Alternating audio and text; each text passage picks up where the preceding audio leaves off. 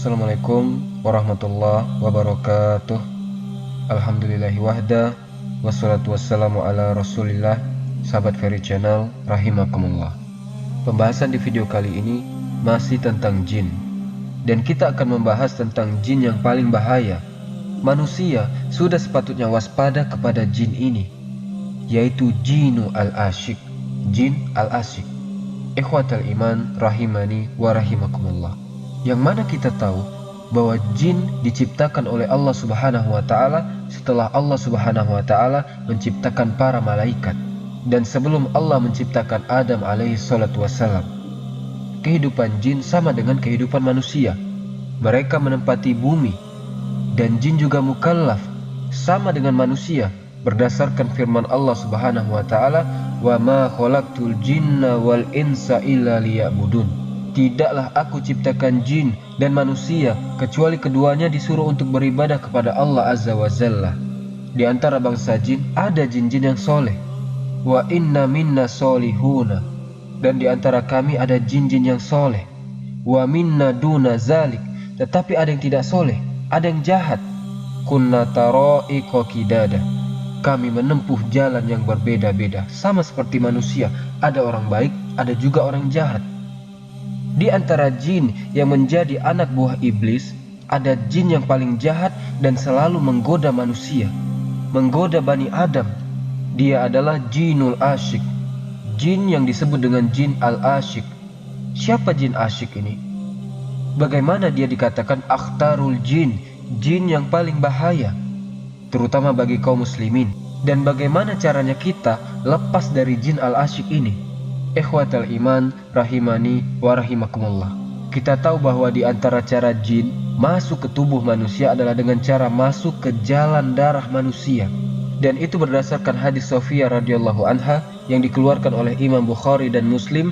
Nabi SAW bersabda, "Inna syaitona yajri min ibni Adam majrodan."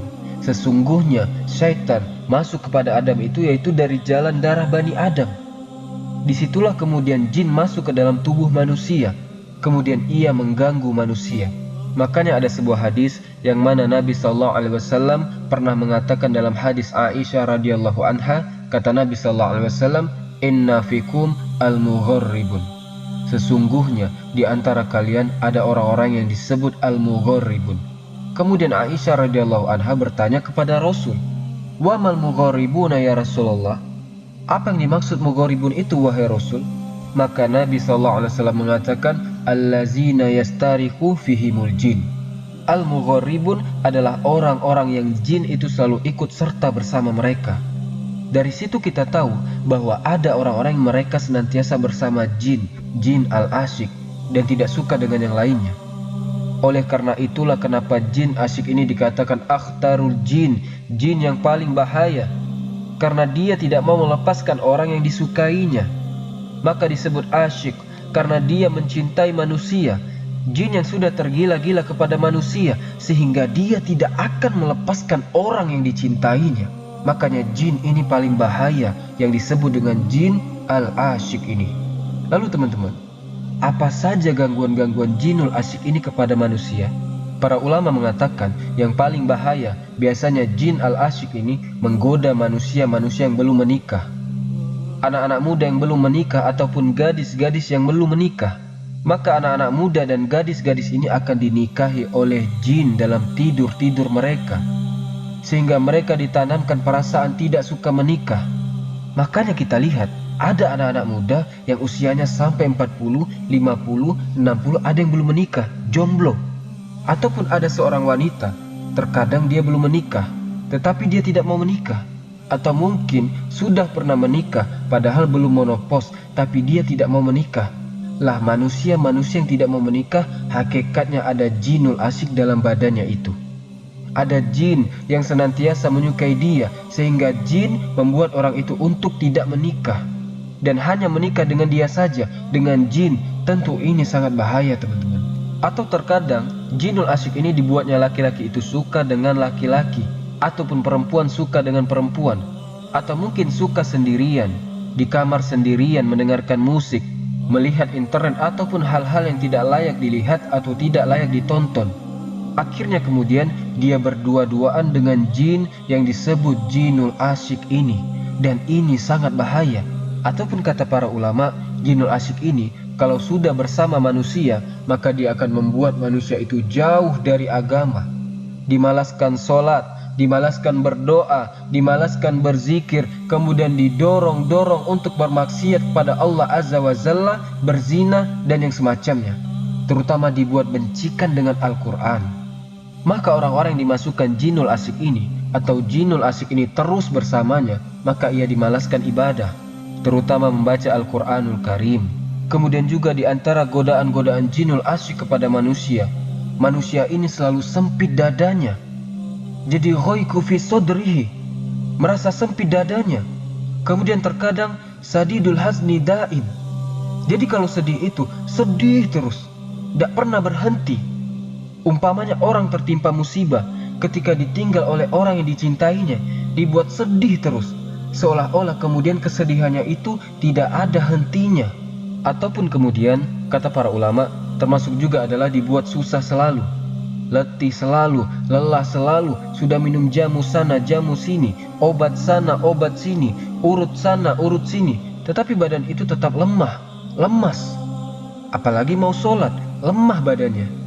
Maka di dalam badan orang tersebut ada jinul asyik dalam dirinya. Ataupun terkadang dibuatnya seseorang itu bercanda berlebihan, sehingga tidak sadar seseorang itu mengucapkan kalimat-kalimat kotor, menggibah orang hanya untuk bercanda, atau siddatul ghadab, atau terbalik, mungkin dibuat orang itu marah tidak tentu. Tidak ada masalah, tiba-tiba dia marah, gampang emosi dan seterusnya. Kata para ulama, berarti di dalam badannya ada jinul asyik. Kemudian juga orang ini dibuat bermimpi melakukan hubungan seksual. Kalau dia sudah menikah, maka bermimpi dengan orang yang bukan suaminya, mungkin dengan temannya, mungkin dengan tetangganya, mungkin dengan orang lain. Atau kalau belum menikah, maka dia akan dimimpikan itu selalu, sering dimimpikan seperti itu. Hakikatnya sesungguhnya jinul asyik masuk dalam jalan darah seseorang tersebut, kemudian membuat khayalan-khayalan di dalam mimpinya, sehingga kemudian akhirnya pun dilupakan oleh waktu-waktu sholat. Dari sinilah kata para ulama kenapa jinul asyik ini sangat bahaya sekali. Lalu teman-teman, bagaimana caranya supaya kita terhindar dari jinul asyik ini? Yang pertama, qiraatu ayatil kursi, bacalah ayat kursi. Berdasarkan hadis Bukhari dari Abu Hurairah radhiyallahu anhu, ketika Abu Hurairah radhiyallahu anhu kemudian menjaga pembendaharaan zakat, tiba-tiba ada pencuri. Rupanya dia adalah syaitan. Kemudian syaitan ini mengatakan kepada Abu Hurairah, "Ya Abu Hurairah, maukah aku ajarkan kepadamu? Iza awaita ila firashi, kalau engkau hendak menuju pembaringanmu, bacalah ayat kursi. Jika engkau membacanya, maka Allah Subhanahu wa Ta'ala akan senantiasa menjagamu, dan tidak ada satupun syaitan yang bisa mendekatimu sampai subuh." Makanya bacalah ayat kursi sebelum tidur, supaya tidak didatangi oleh jinul asyik. Kemudian yang kedua, qiraatu akhir ayataini min suratil Baqarah fi kulli lailatin. Bacalah 2 ayat akhir dari surah Al-Baqarah setiap malam. Sebagaimana hadis yang dikeluarkan dari sahabat Abdullah bin Mas'ud radhiyallahu anhu dari Nabi sallallahu alaihi wasallam, di mana beliau bersabda, "Al-ayatani min akhiri suratil Baqarati man qara'ahuma fi lailatin kafatahu." Kata Nabi SAW, 2 ayat akhir di surah Al-Baqarah, barang siapa yang membaca keduanya setiap malam, kafatahullah, maka Allah Subhanahu wa Ta'ala akan senantiasa menjaga dia dari syaitan. Kemudian yang ketiga, doa yang diajarkan Nabi SAW yang disebut dengan zikir pagi dan petang.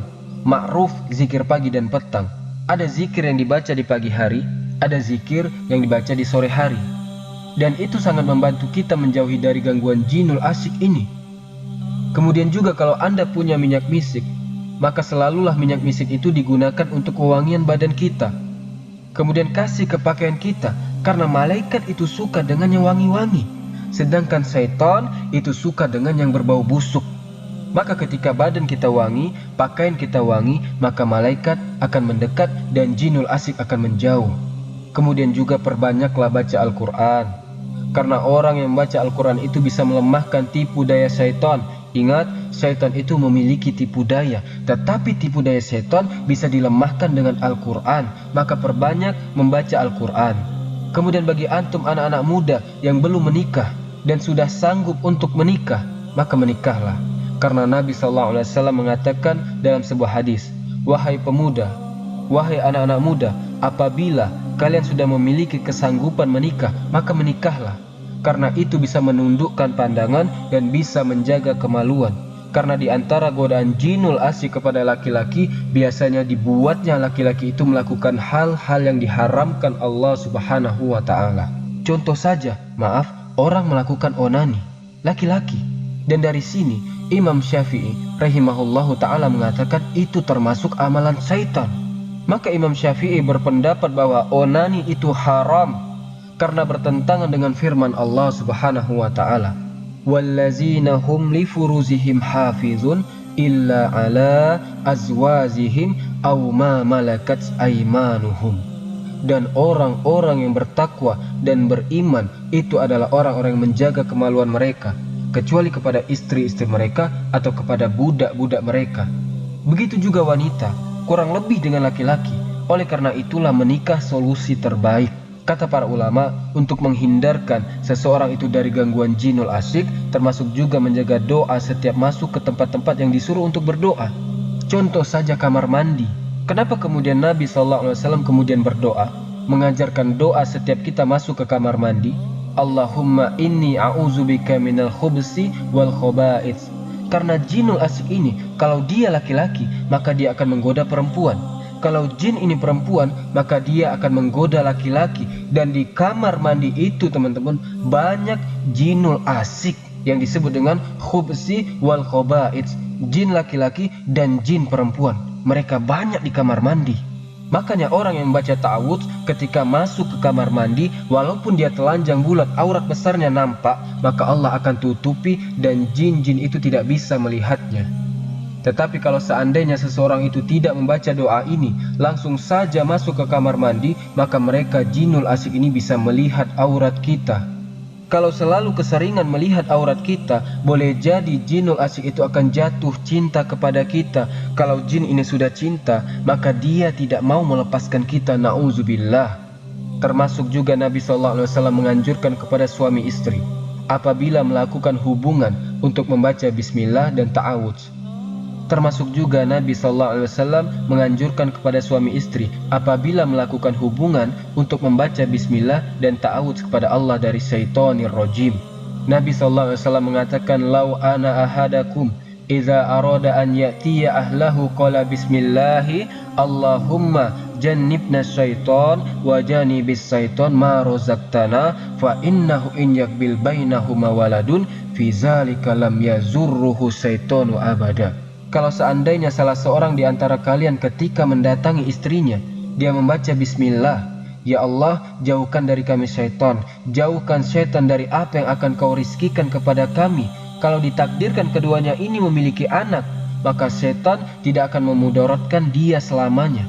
Bahkan orang-orang yang senantiasa membaca basmalah dan ta'awudz, kata Imam Mujahid, yang dinukilkan oleh Al-Imam Qurtubi rahimahullahu ta'ala, beliau mengatakan, apabila seseorang melakukan hubungan suami istri dan dia tidak membaca basmalah atau tidak ta'awudz kepada Allah Subhanahu wa Ta'ala, maka jin asyik ini akan ikut berhubungan bersamanya, na'udzubillah. Jadi kalau seandainya suami istri berdua, maka yang ketiganya jin asyik ini yang ikut menggauli salah satunya.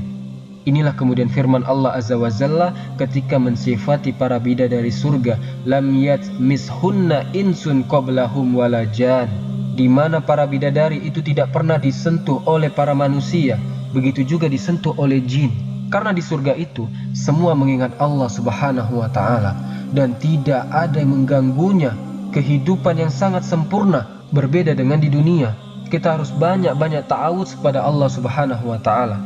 Ikhwatal iman rahimani wa rahimakumullah. Dari sini kita tahu bahwa bahayanya jinul asyik, dan kalau sudah tahu bahayanya, maka berusahalah menjauh daripada mereka dengan langkah-langkah yang sudah diberitahukan barusan. Mudah-mudahan video ini ada manfaatnya. Subhanakallahumma wa bihamdika asyhadu an la ilaha illa anta astaghfiruka wa atubu ilaik. Allahu taala a'lam. Assalamualaikum warahmatullahi wabarakatuh.